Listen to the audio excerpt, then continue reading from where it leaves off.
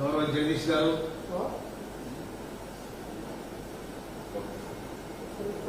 రేపు సెప్టెంబర్ 17 తారీఖు నాడు 1948 సెప్టెంబర్ 17 తారీఖు నాడు తెలంగాణకు విముక్తి జరిగే రోజు అది. ఆనాడు 1946 నుండి మొదలుకుంటే 1951 వరకు కమ్యూనిస్టులు ఈ రజాకారులకు వ్యతిరేకంగా పోరాటం చేసిన సందర్భం. ఆ తర్వాత భారత యూనియన్, ఆనాటి యూనియన్ గవర్నమెంట్ లో ఉన్న హోమ్ మినిస్టర్ సర్దార్ వల్లభాయ్ పటేల్ ఈ దేశం, ఈ సంస్థానం, నిజాం సంస్థానం ఏతుందో నా సొంతం అనుకుంటుండు అని అటుపక్క సైన్యాన్ని పంపి, ఇటుపక్క ఒక పక్క కాంగ్రెస్, ఒక పక్క కమ్యూనిస్టులు, ఒక పక్క కాంగ్రెస్, ఈ రెండే ఆనాడు, ఈ రెండు పార్టీలే ఆనాడు తెలంగాణకు విముక్తి జరిపించిన సందర్భం. కానీ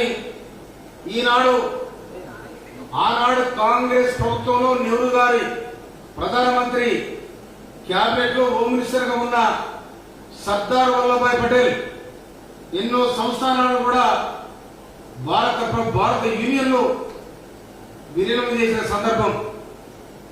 ఆనాడు ఈ బీజేపీ పార్టీ కానీ బీజేపీ ఆడవాళ్ళు కూడా కలియవు.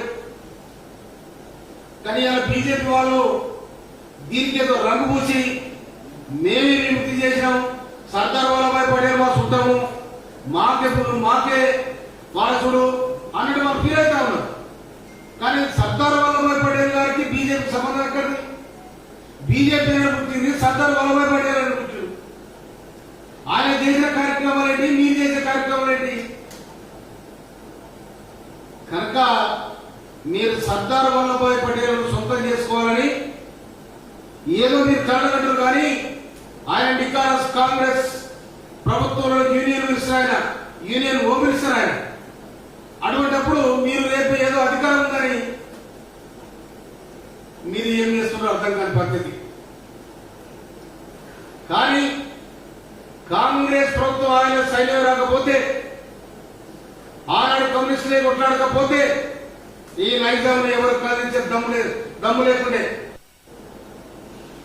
దాదాపు 562 సంవత్సరాలు అన్నిటి కూడా భారతదేశం యూనియన్ గా ఉండాలి, ఒకటిగా ఉండాలని ఆనాడు జవహర్లాల్ నెహ్రూ గారు సంకల్పిస్తున్న సందర్భం.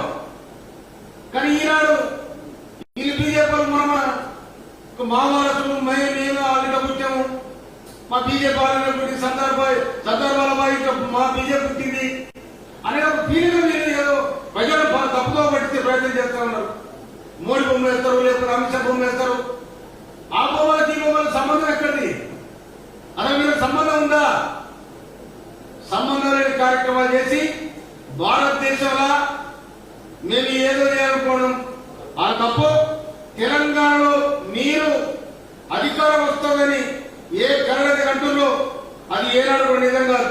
ఎందుకంటే తెలంగాణ ఎప్పుడైనా కూడా తిరుగుబాటుతత్వం ఉంటుంది. మీ తిరుగుబాటుతత్వం కాదు. మోడీ గారు, గౌరవ మోడీ గారు నేను ఒక లేఖను బయట ముద్దాడు, బయట కూడా ముద్దాడు.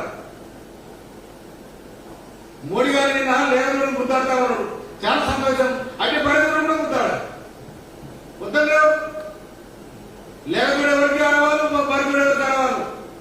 మరి దాని సమాధానం చెప్పాలి కిషన్ రెడ్డి గారి, లేకపోతే మన బండి సంజయ్ గారి, లేకపోతే అమిత్ షా కూడా అవార్డు చెప్పుకోవాలి.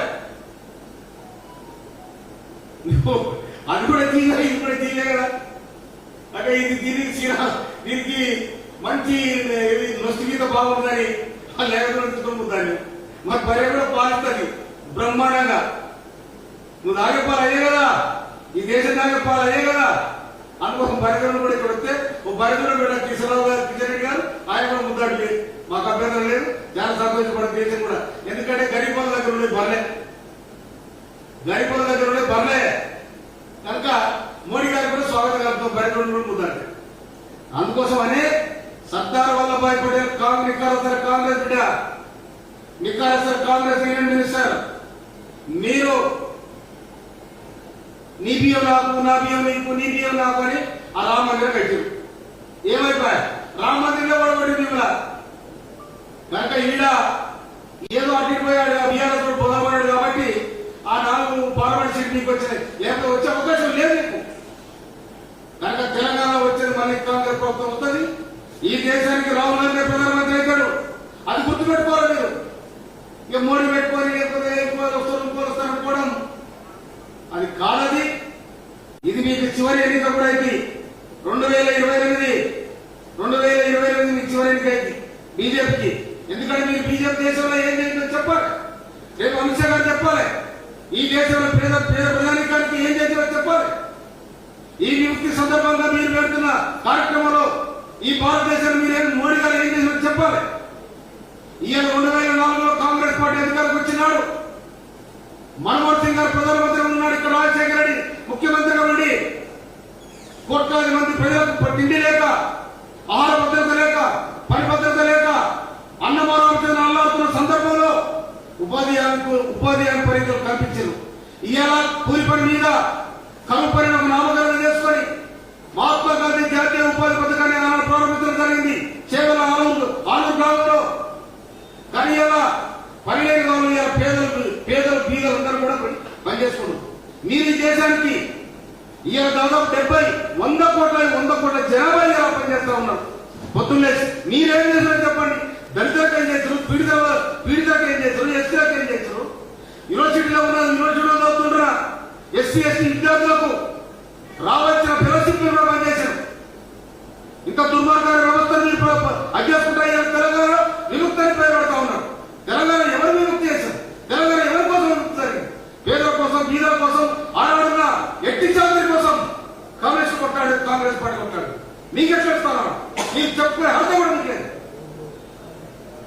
అందుకోసమే బీజేపీకి రేపు జరిగే కార్యక్రమంలో కూడా పస్తమండగా కూడా సందర్భంగా చేస్తున్నాయి. ఇంకోటి అడుగు కంటినాడు బయలుదేరాడు. ఎవరు? ఆ కౌశిక్ రెడ్డి ఏంటోడు. అతను బాగా ఎక్కువగా మాట్లాడు కూడా, ఆయన కోసం ఎక్కువగా మాట్లాడు కూడా కలవైతున్నారు. హరీష్ రావు దమ్ముంటే, కేటీఆర్ దమ్ముంటే మీరు సరాసరి వచ్చి కాంగ్రెస్ పడితే కొట్లాడు తప్ప ఈ చిల్లర మర్రగాలతో పోట్లాడితే మీ పరుగు. ఇవాళ కౌశిక్ రెడ్డి అంటోడు కాంగ్రెస్ పార్టీ పేరు పెట్టుకొని చేసుకున్నాడు. కాంగ్రెస్ పార్టీకి ఇంపార్టెంట్ పనిచేసాడు. కనుక ఇవాళ ఒక వివేకం కొద్దిగా వివేకం ఉన్న వివేకం కూడా ఇవాళ కాంగ్రెస్ పార్టీని విమర్శించే స్థాయి. ఎక్కడెక్కడ పోయారు మీరు? ఎక్కడెక్కడ వచ్చారు? ఏ పార్టీ తిరిగారు? మాకు తెలియదా? అందుకోసం ముఖ్యమంత్రి రేవంత్ రెడ్డి గారిని ఇవాళ భారతదేశం ప్రపంచం చూస్తా ఉంది. భారతదేశం ఇవాళ హైడ్రా మీకు కూడా హైడ్రా సుమారని చెప్తున్నా. కాంగ్రెస్ పార్టీ జోలికి వచ్చిన ముఖ్యమంత్రి రేవంత్ రెడ్డి గారు జోలికి వచ్చిన మీకు సమాధానం ప్రజలు చెప్తారు. సుమారని చెప్తున్నా. ఏ టైంలో కూడా మీరు ఒళ్ళు మరిచి ఆగవాగం మాట్లాడితే మీరే ఆగమవుతారు.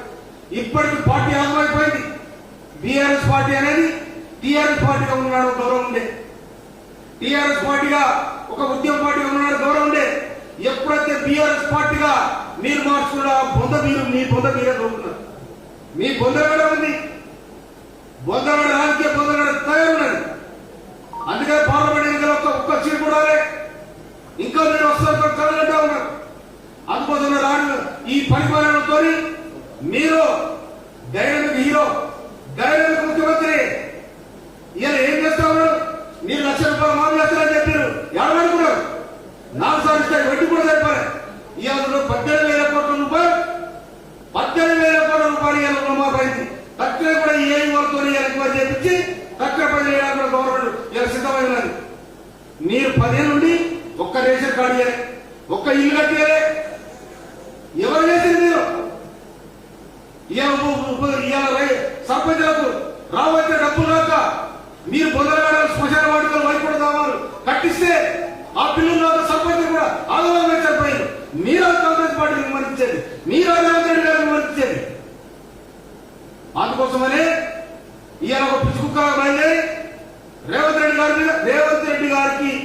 పట్టుకున్న అదృష్టం నీకుందా? చెప్పండి. మీ దగ్గర ప్రధాన ముఖ్యమంత్రి కావాలనుకో, అది కావాలనుకో, అధ్యక్షుడు కావాలి, మీ కొట్టాడు మీకే ఉంది. కాంగ్రెస్ పార్టీ ప్రజల పక్షాన ప్రజాపాలన సాగిస్తా ఉంది. ఈ ప్రజాపాలనలో మీరు ఓర్వలేకుండా మీ ఇష్టం అది, మీ కళ్ళ మంది మీ ఇష్టం అది, కళ్ళ మంది కళ్ళు వచ్చుకోవాలి. అంతేగాని రేవంత్ రెడ్డి గారి మీద మీరు ఏదో మాట్లాడితే మీ పెద్దలైతాం, మేము పెద్దలైతాం, పార్టీ మీ పార్టీ లేదు, సున్నా లేదు, అంత గుడుచున్న అయిపోయింది ఊళ్ళ. ఇంకా లేదు. అందుకోసమనే రేవంత్ నేను కౌన్సిల్ రెడ్డికి హెచ్చరిస్తా ఉన్నా, మళ్ళీ ఒకసారి రేవంత్ రెడ్డి కూడా నువ్వు పిసిసి అధ్యక్షుడు ఇచ్చే స్థాయిని ఇంత కుక్క పిల్లలాగా ఆ స్థాయిని మరిచి పెద్దలు విమర్శిస్తే, పెద్దలైకమైన ఆలోచన చేస్తే అది చిన్న రైతులు పోయి నీ వెనకాల కూడా నడిపిస్తున్నా ఆయన పరిపాలన అవుతాడు. ఎవరు ఆ టీ షర్ట్ వస్తాడు, నేను ఉరుబడిగా కూర్చుంటాను. ఎన్నిసార్లు కూర్చున్నావు 10 ఏళ్ళల్లా? ఎన్నిసార్లు కూర్చున్నావు? ఆడ దేవుడు కాడ అంజనే గుడి ఏది మన సిరిసిల్ల ఏ దేవుడు అంజనే కొడగడ అంజన కాడ బస్సు పొందబడి 62 మంది చచ్చిపోతా. నీ ఎవరే నువ్వు పోలే, ఎవరు పోలే, అక్కడ తొలి చూసిన పోవడం పోలే.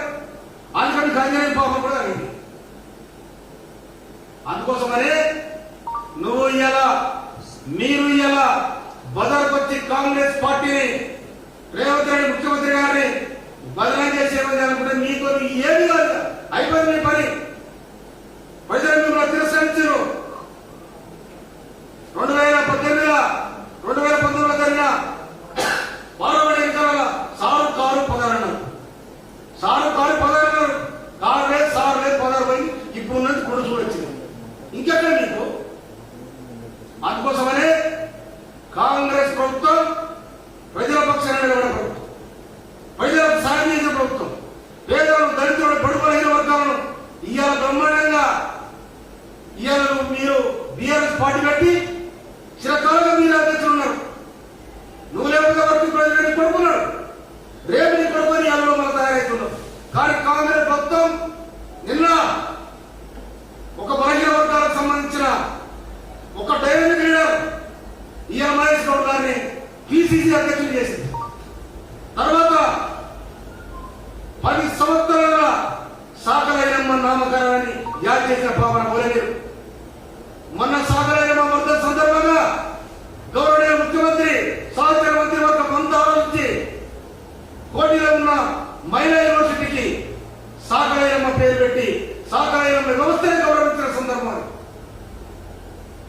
అందుకోసమనే మీరు ఏర్పడిన మా రాజ్యవర్గం నిలదీగిన, మా సామ్రాజ్య గడియని నిలదీగిన ప్రగతి భారత్ పేరు మార్చి ప్రజాభవన్ పేరు పెట్టి ఎవరు పేరు పెట్టారు?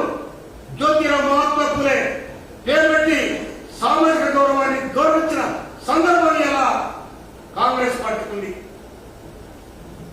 అందుకోసమనే రేవంత్ రెడ్డి గారు సామాజికంగా ఆలోచించారు. ఇంకో విషయం, ఈ సందర్భంగా రాష్ట్ర మంత్రివర్గానికి, రాష్ట్ర ముఖ్యమంత్రి గారికి ఏబిసి విషయంలో